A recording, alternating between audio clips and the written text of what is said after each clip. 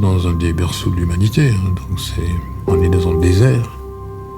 Et le désert, c'est toujours le mystère, c'est toujours l'éternité. Alula, c'est effectivement un musée à ciel ouvert.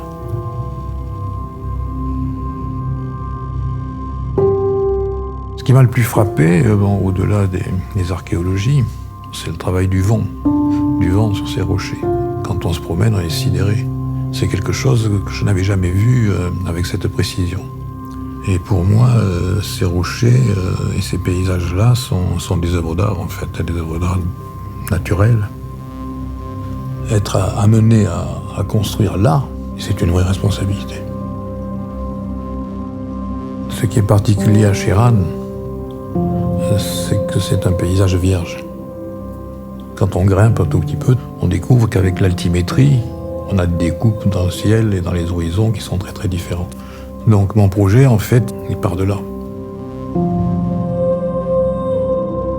J'ai comme philosophie toujours de travailler avec ce qui est là. Quand on est contextualiste, ce qui est mon cas, c'est la base. Cette richesse de tout ce qui est là, c'est effectivement ces masses rocheuses, c'est cette inertie, c'est l'eau en dessous.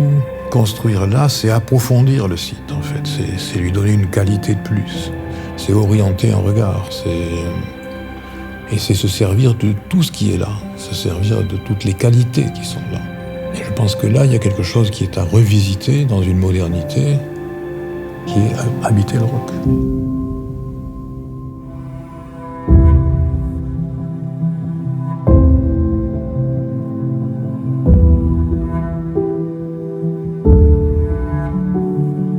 Ma première tentation a été de me servir de ces motifs créés ici par le vent et d'aller chercher, d'aller approfondir certains reliefs et de créer à partir de là des pleins et des vides et de créer des sortes de moucharabis aussi qui sont l'impression du souvenir de toutes ces formes. Et il va falloir amener de la lumière dedans parce qu'on veut des raies de soleil, on veut savoir où on est. On veut voir une perspective intérieure, on veut voir un cadrage quelque part, d'aller chercher les bons horizons, d'aller regarder de plus près le rocher qui est en face. C'était important aussi de créer, depuis le ciel, une pénétration très forte. Là, j'ai créé une sphère, en fait, qui est creusée, et à partir de laquelle s'ouvrent des perspectives sur des halls, sur des chambres, mais qui crée aussi une sorte de grand patio intérieur. Mais ça, c'est vu du ciel. Donc, c'est quelque chose qu'on découvre là comme une grande surprise. On va chercher la lumière, toujours. C'est le principe du puits, c'est un puits de lumière, mais enfin, c'est la même chose. Et puis, on a la conscience d'une échelle tout à fait différente. Parce qu'on sait qu'on est au milieu et on sait que 80 mètres en haut, il y a le ciel, on le voit.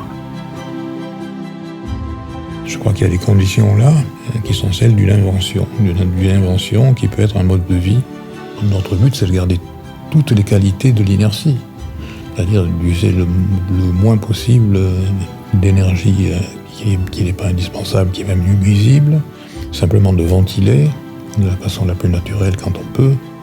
Donc c'est à partir de là qu'on travaille, c'est à partir de ces possibles-là, mais qui inventent automatiquement quelque chose. Donc là, dans ce resort, on va être effectivement dans des conditions uniques.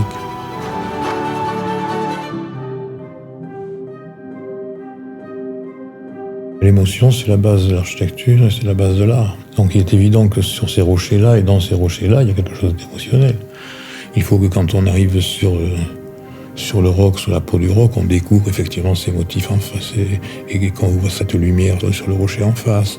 Bon, c'est toutes ces émotions-là qui sont effectivement un vocabulaire qui n'est pas utilisé souvent.